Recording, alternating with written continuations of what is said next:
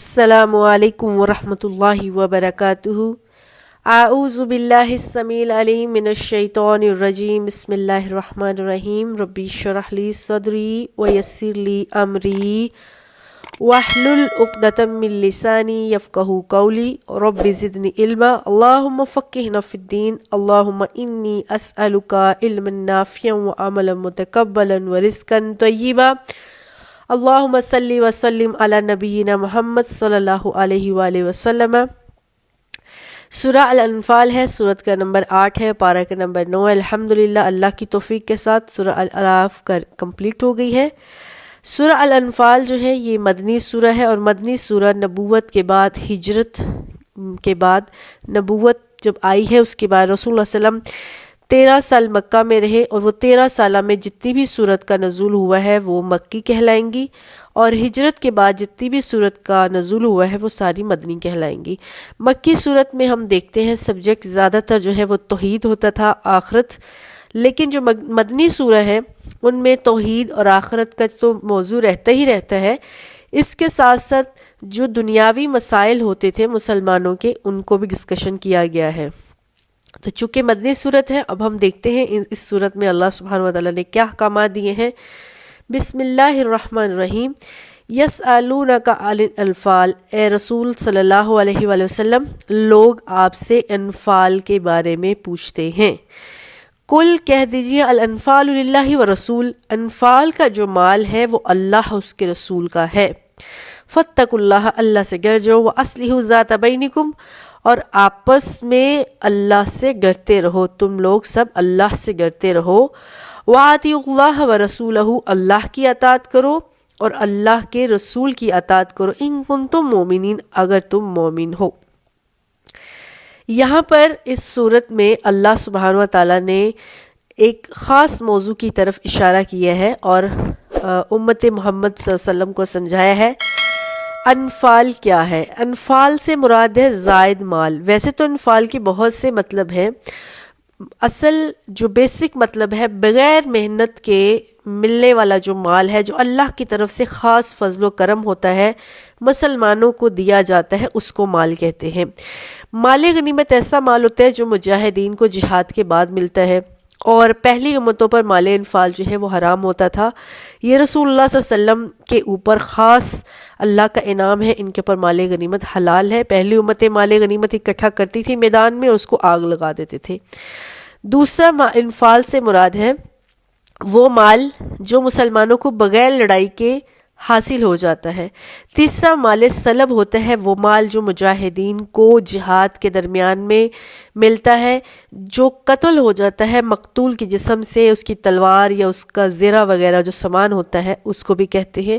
اور چوتھی بات جو جزیہ، صدقہ، عطیات ہیں، یہ سب انفال کے زمرے میں آتے ہیں، یعنی وہ سارے کا سارا مال جو میدان جہاد میں مسلمانوں کے ہاتھ لگتا ہے، چاہے وہ تلوار کی صورت میں ہو، چاہے وہ مال کی صورت میں ہو، چاہے وہ روپے پیسے کی صورت میں ہو، یہ اللہ کی طرف سے مسلمانوں کو تحفہ ہوتا ہے۔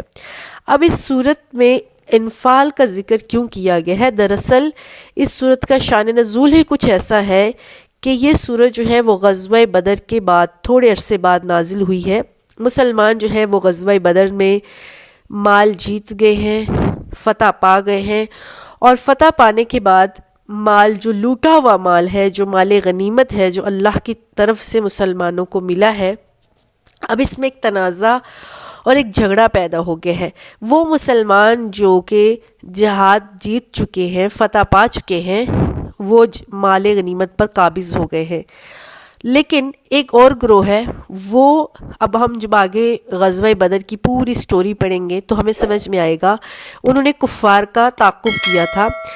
جب کفار میدان جنگ چھوڑ کر بھاگ گئے تھے تو پیچھے تک وہ کافروں کے گئے، کہیں کافر واپس آ کے مسلمانوں پر حملہ نہ کر لیں۔ اب یہ چاہتے تھے ہمیں مال غنیمت ملے۔ تیسرا ایک گروہ تھا جو رسول اللہ صلی اللہ علیہ وسلم جہاد کر رہے تھے تو کافروں نے آپ کا گھیرا تنگ کر لیا تھا، وہ آپ کے جان کے دشمن ہو گئے تھے۔ اس وقت کچھ لوگوں نے رسول اللہ صلی اللہ علیہ وسلم پر اپنی جان نچھاور کر دی، آپ کے ارد گرد گھیرا ڈال لیا تاکہ کافر آپ کو کہیں نعوذ باللہ قتل نہ کر پائیں۔ تو یہ لوگ چاہتے تھے ہمیں بھی مال غنیمت میں سے حصہ ملے، لیکن جو پہلا گروہ تھا جو کہتا تھا کہ ہم نے صرف جہاد میں حصہ لیا اور ہم جہاد جیتے ہیں تو ہمیں سارا مال ملنا چاہیے، تو اس بات میں تنازع ہو گیا۔ اب اللہ کے نبی خاموش تھے اس بات پر، اللہ کے نبی نے کوئی بات نہیں کی، یہاں تک کہ حدیث میں آتا ہے کہ حضرت سعد رضی اللہ تعالیٰ عنہ فرماتے ہیں کہ بدر کے دن ایک تلوار تھی جو میں لے کر اللہ کے نبی کے پاس آیا، مجھے وہ تلوار بڑی پسند آئی اور میں نے اللہ کے نبی کو کہا اللہ کے نبی مجھے یہ تلوار دے دیجئے تاکہ اس سے مشرکینوں کو قتل کر کے میں اپنا دل ٹھنڈا کر سکوں۔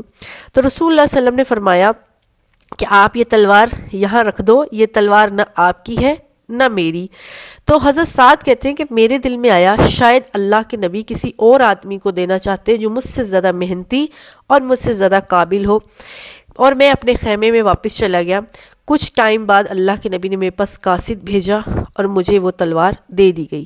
تو آپ صلی اللہ علیہ وسلم نے فرمایا اس وقت تک جب تم نے مجھ سے تلوار مانگی تھی میرا اس پر کوئی اختیار نہیں تھا، یعنی مجھے اللہ نے ابھی تک حکم نہیں دیا تھا اس کا کیا فیصلہ کرنا ہے، اب اللہ نے مجھے اختیار دے دیا ہے، مجھے فیصلہ کرنے کا اختیار مل گیا ہے، لہٰذا اب یہ تلوار میں تمہیں دیتا ہوں۔ ترمذی میں ابواب تفسیر میں یہ حدیث ملتی ہے۔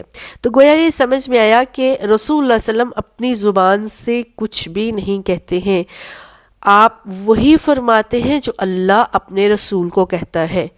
تو جو یہ مسئلہ پیش آیا کہ مال غنیمت، جہاد سے بچا ہوا مال، لوٹا ہوا مال کیسے تقسیم ہوگا، کس کو کتنا ملے گا، اور صحابہ کرام میں یہ تنازع ہو گیا کس کو زیادہ ملے گا کس کو کم ملے گا یا کسی کو ملے گا یا نہیں، تو اللہ نے مسلمانوں کے اس مسئلے کو حل کیا ہے اس صورت کے اندر۔ تو صورت کے شروع میں ہی اللہ نے کہہ دیا ہے کہ نبی لوگ آپ سے پوچھتے ہیں کہ مال غنیمت کیا ہے، اس کے متعلق پوچھتے ہیں کس کو کیا ملے گا کتنا ملے گا، اور یہ پہلا جہاد تھا۔ اس سے پہلے چونکہ مسلمان جانتے تھے پہلی امتوں پر مال غنیمت حلال نہیں ہوا کرتا تھا، تو مسلمان اس بات میں پریشان تھے، اور اس وقت مسلمانوں کے حالات بھی اتنے سٹرونگ نہیں تھے فائنینشلی کہ اگر مال غنیمت ان کو نہیں بھی ملتا تو کوئی ایشو نہیں، لیکن ان کو فکر تھی کہ ہمیں مال غنیمت میں سے مال ملنا چاہیے تاکہ ان کے فائنینشلی جو حالات ہیں وہ اچھے ہو جائیں۔ تو انہوں نے یہ مسئلہ رسول اللہ صلی اللہ علیہ وسلم کے سامنے رکھا۔ اللہ کے نبی تو اپنی زبان سے کچھ بولتے نہیں، اب اللہ کے نبی وحی کے انتظار میں تھے، چنانچہ اس صورت کا اکثر حصہ جو ہے وہ اسی بات پر آیا ہے کہ مسلمانوں میں کس طرح سے صلح و صفائی سے رہنا چاہیے، اللہ کے نبی جو فیصلہ کرے اس فیصلے پر ان کو کاربند رہنا چاہیے، اور کس طرح سے جہاد کی تیاری کرنی چاہیے، اور جہاد کے بعد ان کو جو مال غنیمت ملتا ہے یا فتح کے بعد یا ناکامی کے بعد کیا صورتحال اختیار کرنی چاہیے۔ اب یہ تقریباً صورت کا اکثر حصہ اسی پہ بحث ہوگا۔ تو اے نبی رسول اللہ صلی اللہ علیہ وسلم آپ سے صحابہ پوچھتے ہیں مال غنیمت کے بارے میں، تو آپ ان سے کہہ دیجئے مال غنیمت اللہ کا ہے اور اس کے رسول کا ہے۔ ویسے آگے آیت نمبر 41 میں اسی صورت کی اللہ نے بتایا ہمیں کہ مال غنیمت جو ہے اس کا 5واں حصہ اللہ اس کے رسول کو جائے گا، اس کے بعد جو باقی 4 حصے ہیں وہ مجاہدین میں برابر کے تقسیم کر دیے جائیں گے۔ لیکن یہاں پر اللہ نے بالکل صاف 2 ٹوک الفاظ میں یہ بات کہہ دی ہے کہ مال غنیمت اللہ کا ہے، یعنی اللہ نے جھگڑا ہی ختم کر دیا ہے۔ اللہ کے نبی جو فیصلہ کریں گے تمام صحابہ کو، تمام مسلمانوں کو وہ فیصلہ قبول کرنا پڑے گا۔ وَأَصْلِحُوا ذَاتَ بَيْنِكُمْ، آپس میں اپنے باہمی تعلقات کو درست رکھو۔ اللہ کے نبی کو اللہ اپنے نبی کے ذریعے مسلمانوں کو یہ کہہ رہے ہیں کہ صرف ایک مال غنیمت کی خاطر تو مسلمان ایک دوسرے کے دشمن نہ بن جانا، آپس کے معاملات کو درست رکھو۔ وَآتِيُوا اللَّهَ وَرَسُولَهُ إِن كُنتُم مُؤْمِنِينَ، اگر تو ایمان رکھتے ہو نا حقیقی ایمان، تو پھر تمہیں اللہ اور اس کے رسول کی اطاعت کرنی چاہیے۔ اگلے جو آیت ہے نا، اس آیت میں اللہ نے بہت بڑا فیصلہ کیا ہے، بہت بڑی بات کی ہے، اور وہ بات یہ ہے کہ جو ایمان والے ہیں، جو قرآن پر ایمان رکھتے ہیں، جو اللہ کے نبی کے ساتھ جہاد پر جاتے ہیں، ان کا نام ہوتا ہے مومن، اور مومنین کے اندر جو علامات اور جو خصوصیات ہوتی ہیں اللہ نے ان کو گنوایا ہے۔ آیت نمبر 2 ہے سورہ الانفال کی، انما المؤمنون الذین اذا ذکر اللہ وجلت قلوبہم۔ اللہ نے بہت بڑی نشانی بتائی ہے، علامت بتائی ہے مومنین کی۔ سچے مومن وہ ہوتے ہیں جب ان کے سامنے اللہ کا ذکر کیا جاتا ہے تو ان کے دل ڈر اٹھتے ہیں، کانپ اٹھتے ہیں۔ وَإِذَا تُلِيَتْ عَلَيْهِمْ آيَاتُهُ جب اللہ کی آیات ان کے سامنے تلاوت کی جاتی ہے، زَادَتْهُمْ ایمانًا ان کا ایمان اور بڑھ جاتا ہے، وَعَلَىٰ رَبِّهِمْ يَتَوَكَّلُونَ اور اپنے رب پر ان کا بھروسہ اور زیادہ سٹرونگ ہو جاتا ہے۔ اس آیت میں ہم نے جو علامات دیکھی ہیں وہ آگے جا کے آیت نمبر 3 پڑھ لیتے ہیں تاکہ ساری علامات کٹی ہو جائے۔ الذین مومنین وہ لوگ ہوتے ہیں، الذین پرناؤن ہے، اس کا ناؤن جو ہے نا وہ ہے پچھلی آیت میں انما المؤمنون، تو الذین یقیمون الصلاۃ یہ جو مومن ہوتے ہیں نا یہ وہ ہوتے ہیں جو سچے مومن ہوتے ہیں، یہ نمازوں کو قائم کرتے ہیں، ومما رزقناہم ینفقون اور اللہ تعالیٰ جو ان کو دیتے ہیں اس میں سے خرچ کرتے ہیں، اولئک ھم مؤمنون اللہ کہتے ہیں یہی اصل مومن ہے، حق کا حقیقی مسلمان، حقیقی سچے مومن تو یہی ہیں۔ اب ان کا درجہ کیا ہے، ان کو صلہ کیا ملے گا، لہم درجات عند ربہم ایسے لوگوں کے اللہ کے ہاں درجات ہیں، ومغفرۃ اور اللہ کے ہاں بخشش ہے، ورزق کریم اور بڑی عزت والی روزی ہے۔ تو اللہ سبحانہ و تعالیٰ نے مومنین کی جو علامات جو صفات گنوائی ہیں وہ ہم دیکھ لیتے ہیں۔ پہلی علامت اللہ نے کہا ہے کہ جب اللہ کا ذکر آتا ہے نا ان کے سامنے ان کے دل دہل جاتے ہیں، وہ نافرمانی کرنے سے کانپ اٹھتے ہیں۔ دوسری علامت اللہ نے کہا ہے کہ جب بھی اللہ کا حکم آتا ہے نا وہ بغیر کچھ سوچے سمجھے اس کی اطاعت کرتے ہیں، اور اطاعت کرنے سے کیا ہوتا ہے ان کا ایمان زیادہ سٹرونگ ہو جاتا ہے۔ اس سے کیا معلوم ہوا، اللہ کی فرما برداری کرنے سے انسان کی جو اندر ہوتی ہے نا سٹرونگنس، اندر کا جو سٹرونگ پن ہوتا ہے وہ اور زیادہ ہو جاتا ہے۔ تیسری اللہ تعالیٰ نے ان کی خوبی یہ گنوائی ہے کہ جب وہ کوئی چیز کا فیصلہ کر دیتے ہیں، جب اللہ ان کو کسی چیز کا حکم دے دیتے ہیں، اب وہ اللہ پر بھروسہ کر کے رکھتے ہیں، پوری کوشش کرتے ہیں، انجام اور نتیجہ اللہ کے سپرد کر دیتے ہیں۔ وہ اپنے اوپر نہیں رہتے ہیں کہ پتہ نہیں اس کا کیا نتیجہ ہوگا، اللہ پر فل بیلیف کر لیتے ہیں۔ چوتھی مومن کی علامت یہ ہوتی ہے کہ وہ نماز کو پورے آداب اور اس کے حقوق کے ساتھ ادا کرتے ہیں۔ پانچویں علامت اللہ نے مومنین کے بتائی ہے کہ وہ اللہ کے بندوں پر اپنے مال کو خرچ کرتے ہیں، چاہے وہ زیادہ ہے یا تھوڑا ہے، وہ اس مال کو خرچ کرتے ہیں۔ وہ زکوٰۃ کی صورت میں ہو سکتا ہے، وہ حج عمرہ کی صورت میں ہو سکتا ہے، نفلی صدقات میں ہو سکتا ہے، فقراء مساکین اور قریبی رشتہ داروں کسی کو بھی ہو سکتا ہے۔ اللہ نے یہ 5 صفات گنوائی ہیں سورہ الانفال کی آیت نمبر 3 اور 2 میں۔ اب اللہ تعالیٰ نے چوتھی آیت میں کہا ہے سچے مومنین یہی ہوتے ہیں جن میں یہ 5 صفات ہوتی ہیں۔ اب جب کوئی سچا مومن ہے تو سچے مومنین کا اللہ کے ہاں درجہ ہے، مقام ہے، تو اللہ نے کہا ہے کہ ایسے لوگوں کا اللہ کے ہاں بہت بلند مقام ہے، اور مقام کے ساتھ ساتھ بخشش ہے اور عزت کی روزی ہے۔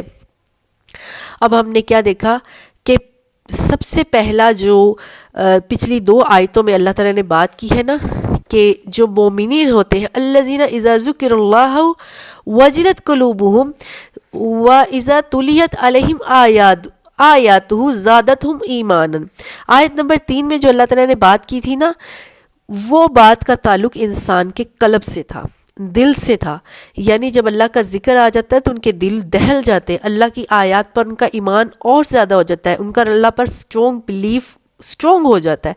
تو پہلی جو آیت نمبر 2 ہے اس میں اللہ نے جو مومنین کی صفات گنوائی ہے نا اس کا تعلق قلب ہے، قلب سے ہے، دل کی عبادات سے ہے۔ اور آیت نمبر جو چوتھی میں تیسری نمبر آیت میں وہ الذین یقیمون الصلاۃ ومما رزقناہم ینفقون، اس کا تعلق انسان کے بدن سے ہے، ہاف کا تعلق انسان کے بدن سے ہے اور ہاف کا تعلق انسان کے وہ عمل سے ہے، عمل نہیں، انسان کی مال سے ہے۔ تو نماز جو ہے وہ بدنی عبادت ہے اور اللہ کے راستے میں خرچ کرنا کیا ہے، مالی عبادت ہے۔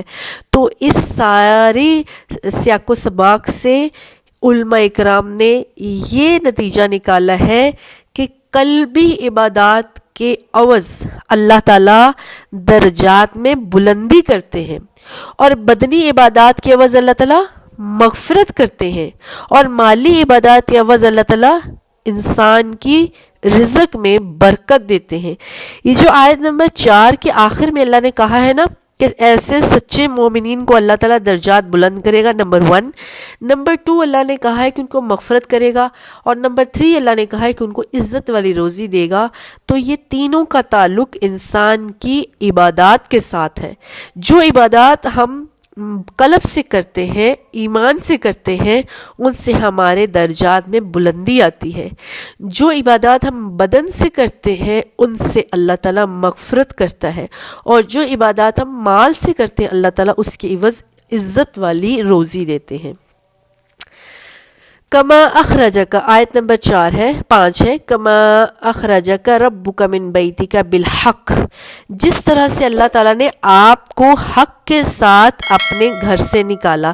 اچھا، آیت نمبر 5 سے سورہ الانفال کے غزوہ بدر کا سارا واقعہ شروع ہو رہا ہے۔ غزوہ بدر کا پس منظر، اور آگے کس طرح سے حملہ کیا تھا کفار نے، مسلمانوں نے آگے سے کس طرح سے جہاد کیا، تو یہ ساری بات آگے چلے گی۔ تو آیت نمبر 4 میں جو ہے نا اللہ تعالیٰ نے انسان کے ایمان کو سٹرونگ کرنے کی ہدایات دی ہیں۔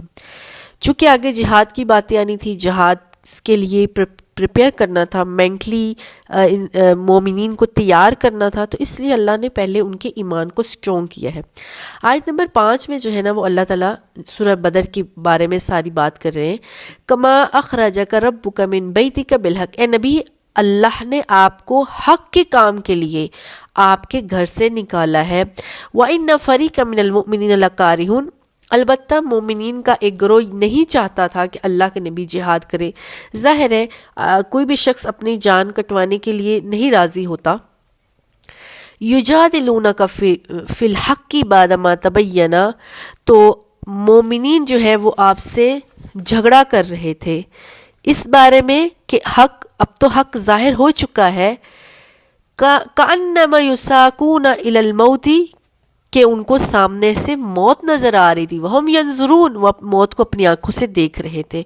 تو مومنین کو سامنے سے موت نظر آ رہی ہے جہاد کرنے کی صورت میں، تو اس طرح سے وہ نہیں چاہتے تھے کہ ابھی جہاد کیا جائے، جنگ و جدال کیا جائے۔ اب دیکھا جائے تو مسلمان بیچارے 13 سال مکہ میں پسے ہیں کفار کی چکی کے اندر، بہت تکلیفیں مصائب برداشت کی۔ اب مدینہ آ کے ذرا ان کو سکون کا سانس آیا ہے، اور یہاں پر بھی کافر پیچھے لڑنے آ گئے۔ ظاہر اللہ نے اب ان کافروں کو نپٹانے کے لیے حکم دیا ہے کہ جہاد کریں، تو مومنین کو جو ایک تھوڑا سا سکون کا سانس ملا تھا، وہ نہیں چاہتے تھے کہ وہ دوبارہ اس طرح سے انہی مشکلات کو برداشت کریں۔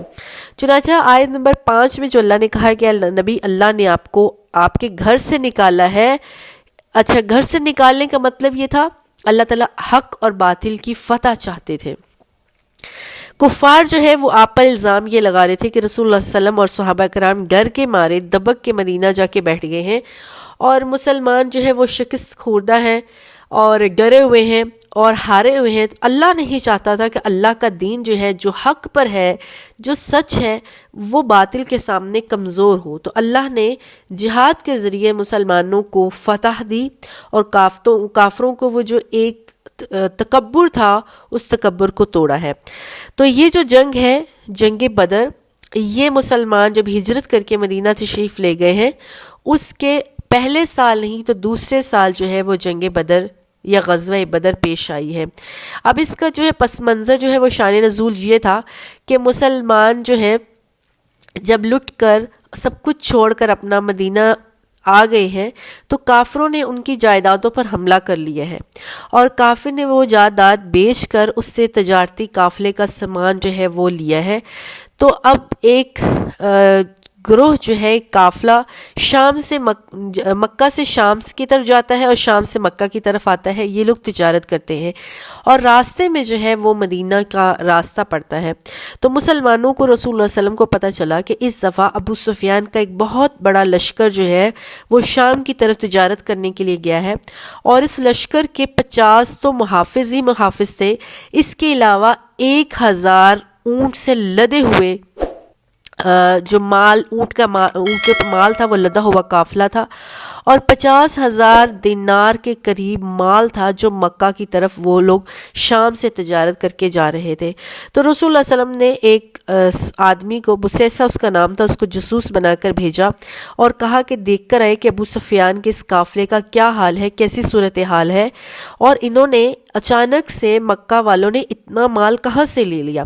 چونکہ مسلمانوں کو خبر پہنچ چکی تھی کہ جتنی بھی مسلمانوں کی مکہ میں جائیدادیں تھیں، کافر نے ظلم ڈھا کر مسلمانوں کی اس ساری جائیدادوں کو بیچ لیا ہے اور اس سے وہ خرید و فروخت کر رہے ہیں، اس سے وہ اپنا تجارت کا کاروبار کر رہے ہیں۔ تو بسیسہ جب واپس آیا اپنے گھر میں تو اس نے ساری خبر سنائی کہ اتنا قافلہ جا رہا ہے، اتنا مال لے کر جا رہا ہے، اور اتنے ان کے ساتھ سوار لوگ ہیں، اتنے پیادے ہیں۔ تو رسول اللہ صلی اللہ علیہ وسلم نے کہا کہ میرے لیے ایک سواری کا انتظام کیا جائے۔ صحابہ نے کہا کہ ہم اور سواریاں منگوا لیتے ہیں۔ آپ نے کہا نہیں، قریب تر جو سواری ہے وہ حاضر کیجئے۔ چنانچہ آپ کے لیے سواری حاضر کی گئی۔ رسول اللہ صلی اللہ علیہ وسلم اور صحابہ آپ کے ساتھ جو ہے وہ روانہ ہو گئے۔ تو خود رسول اللہ صلی اللہ علیہ وسلم اس جو ہے وہ قافلے کو دیکھنا چاہتے تھے، اس صورتحال سے آگاہ ہونا چاہتے تھے۔ کیا واقعی ایسی صورتحال ہے؟ مسلمانوں کے سامان کو لوٹ کر اس سے قافلہ جو ہے وہ تیار کیا گیا ہے، کفار نے کیا ہے، اور اس سے مسلمانوں کو لوٹ کر انہوں نے سارا تجارتی مال حاصل کیا ہے۔ تو اب یہ قافلہ جو ہے، رسول اللہ صلی اللہ علیہ وسلم اور صحابہ جب ابو سفیان کے اس قافلے کو دیکھنے کے لیے مدینہ سے تھوڑا باہر، بدر کا مقام مدینہ سے تھوڑا باہر ہے اور جس کی طرف اللہ کے نبی چل رہے ہیں، تو ابو سفیان کو آپ کے آنے سے پہلے ہی خبر ہو گئی ہے کہ مسلمان جو ہے وہ تعاقب میں ہیں اور وہ دیکھ رہے ہیں، ہمارے مال کی خبر رکھ رہے ہیں۔ تو ابو سفیان نے ایک تیز گھڑ سوار کو مکہ کی طرف روانہ کیا اور ان کو کہا جلدی سے سارے کا سارا جتنا بھی مکہ میں تم لوگ تیاری کر سکتے ہو، جتنے لوگ اکٹھے ہو سکتے ہیں، جتنے تلواریں، نیزے، اونٹ یا گھوڑے تیار کر کے آ سکتے ہو، آ جاؤ اور ان مسلمانوں کی خبر لیتے ہیں۔ خود ابو سفیان جو ہے وہ راستہ بدل کر اپنا قافلہ، تجارت کا مال خیر سے مکہ لے کر پہنچ گیا۔ اب جب یہ لوگ کافر پوری تیاری کے ساتھ آ گئے ہیں، اب کافروں کا لشکر 1,000 کا لشکر ہے جو پوری تیاری کے ساتھ، ہر ساز و سامان کے ساتھ، اور ان کا جو سربراہ تھا، لشکر کا جو امیر تھا، وہ ابو جہل تھا۔ جب یہ مدینہ کی طرف روانہ ہوئے ہیں تو راستے میں ان کو خبر پہنچ گئی ہے کہ ابو سفیان تو خیر و عافیت سے مکہ پہنچ گئے۔ ابو سفیان نے جس آدمی کو مکہ میں بھیجا تھا اس کو لگائی بجھائی کر کے بھیجا تھا کہ مسلمان ہمیں لوٹنے کے ارادے سے آئے ہیں اور وہ چاہتے ہیں کہ سارا مال، قافلہ جو ہم تجارت کر کے آئے ہیں اس کو لوٹ لیں اور اس کو ہتھیا لیں۔ اب جب رسول اللہ صلی اللہ علیہ وسلم تک یہ بات پہنچی، اچھا رسول اللہ صلی اللہ علیہ وسلم تک تو بات بہت دیر میں پہنچی ہے، ابھی راستے میں کافروں کو، ابو جہل جو گروہ آ رہا ہے مکہ سے، اس کو پتہ چلا ہے کہ ابو سفیان تو بڑی آرام سے، صفائی سے مکہ پہنچ گیا ہے۔ تو ابو جہل کو قافلے والوں نے، وہ جو 1,000 کا لشکر تھا، اس نے کہا کہ ہم واپس چلتے ہیں۔ اصل مسئلہ تو ابو سفیان کا تھا۔ ابو سفیان اب جو پہنچ گیا ہے خیر سے تو ہمیں بھی واپس چلنا چاہیے، لیکن ابو جہل نے کہا کہ نہیں، اب لشکر یہاں تک پہنچ گیا ہے، ہم مسلمان کے گھر تک آ گئے ہیں، اب ان کو ایسے چھوڑے بغیر، ان سے بدلہ لیے بغیر ہم گھر نہیں جائیں گے۔ چنانچہ جب مسلمانوں کو یہ بات پہنچی، پتہ چلی کہ کافر 1,000 کے مسلح فوج کے ساتھ مدینہ سے باہر آ گیا ہے لڑائی کرنے کی نیت سے، تو مسلمانوں کو حکم دیا اللہ کے نبی نے۔ چنانچہ صرف 313 مسلمان اکٹھے ہوئے جن کے پاس نہ کوئی جہاد کا صحیح طور پر ساز و سامان تھا، نہ کوئی جنگی ہتھیار تھے، لیکن اس کے باوجود اللہ کے نبی کے کہنے کے اوپر مسلمانوں نے ساری تیاری کر کے پہنچ گئے۔ ابھی آیت نمبر 5 جو ہے، یہاں پر جو اللہ کے نبی فرما رہے ہیں کہ اللہ فرما رہا ہے کہ مسلمان نہیں چاہتے ہیں کہ وہ لوگ جہاد کی طرف جائیں۔ تو یہ بات سچ ہے کہ اللہ کے نبی نے جب یہ ڈسکس کیا کہ ہمیں بھی اب کافر ہمارے گھر تک آ گیا ہے تو ہمیں ان کے آگے سے لڑائی کرنی چاہیے، ہمیں ان کے سامنے مسلح ہو کے جانا چاہیے۔ تو جب آپ صلی اللہ علیہ وسلم نے صحابہ سے مشورہ کیا تو صحابہ جو ہے نا وہ اس بات پر تھوڑا سا تھے کہ ہم اگر جہاد باہر نکلے اپنے گھر سے وہ لوگ تو آ گئے ہیں، تھوڑی دیر رکیں گے چلے جائیں گے واپس، لیکن اگر ہم بھی اسی میدان میں پہنچ گئے تو ہمیں پھر لڑائی کیے بغیر جو ہے گھر واپس ہم نہیں آ پائیں گے، اور ہمارے پاس تو کوئی مال بھی نہیں ہے، کوئی تلواریں نہیں، کوئی جہاد کا سامان بھی نہیں، تو ہوگا کیا، ہماری جانیں ہی جائیں گی۔ چنانچہ رسول اللہ صلی اللہ علیہ وسلم نے پھر انصار سے بات کی، چونکہ اللہ کے نبی جب مدینہ آئے تھا تو آپ نے ایک مواخات مدینہ کی تھی، اور اس کے ساتھ ساتھ اللہ کے نبی نے انصار سے ایک وعدہ کیا تھا، اس کو میثاق مدینہ کہتے ہیں۔ تو اس وعدے کے مطابق انصار سے اللہ تعالیٰ کے نبی نے ایک وعدہ کیا تھا، وہ یہ تھا کہ مدینہ کے اوپر جب بھی کوئی حملہ ہوگا تو انصار رسول اللہ صلی اللہ علیہ وسلم کا ساتھ دیں گے۔ تو چنانچہ اللہ کے نبی نے انصار سے مشورہ کیا، تو حضرت سعد بن عبادہ کھڑے ہوئے اور کہا کہ یا رسول اللہ صلی اللہ علیہ وسلم، اگر آپ کا اشارہ ہماری طرف ہے نا، تو اللہ کی ذات کی قسم جس کے قبضے میں میری جان ہے، آپ اگر ہمیں حکم دیں سمندر میں کود جانے کو تو ہم سمندر میں کود جائیں گے، لیکن ہم آپ کی بات سے ہٹیں گے نہیں، اور ہم وہ بات نہیں کریں گے جو موسیٰ کو اس کی قوم نے کہی تھی، جاؤ تم اور تمہارا رب جا کے لڑو، ہم نہیں لڑتے، ہم لڑیں گے، اللہ کے نبی اب جہاں کہیں گے ہم وہیں پر کود جائیں گے۔ تو عبداللہ بن مسعود کہتے ہیں جب سعد بن معاذ نے یہ بات کہی رضی اللہ تعالیٰ عنہم اجمعین نے، تو رسول اللہ صلی اللہ علیہ وسلم کا چہرہ دمکنا شروع ہو گیا، چمکنا شروع ہو گیا، کہ آپ کے ساتھ صرف مہاجرین ہی نہیں بلکہ انصار بھی ہیں۔ آگے جو ہے وہ آیت نمبر 7 میں انشاءاللہ اسی سورہ انفال کے آگے جو پوری تفصیل شروع ہوگی غزوہ بدر کی، تو انشاءاللہ ہم نیکسٹ پڑھیں گے انشاءاللہ۔ السلام علیکم ورحمۃ اللہ وبرکاتہ۔